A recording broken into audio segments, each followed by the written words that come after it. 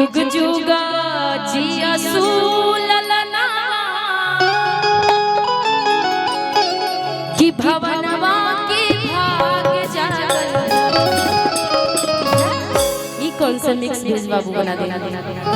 नहीं ए ललना लाल भैले।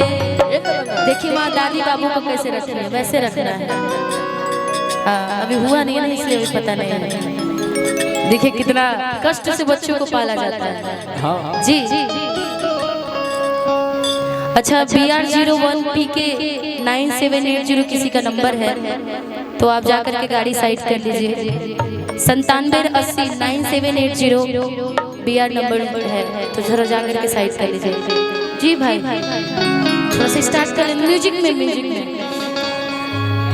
हाँ वो है भैया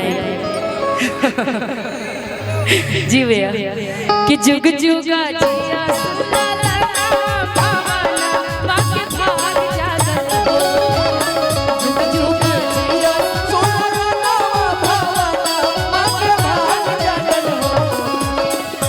ललना लाल भैले ललना लाल भैले गुलवा के दीपक मनवा में ललना लाल भैले गुलवा के दीपक मनवा में आस जागल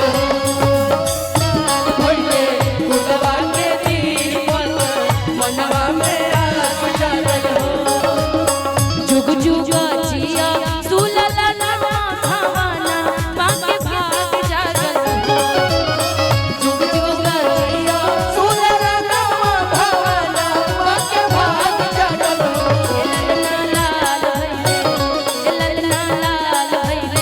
मनवा के दीपक मनवा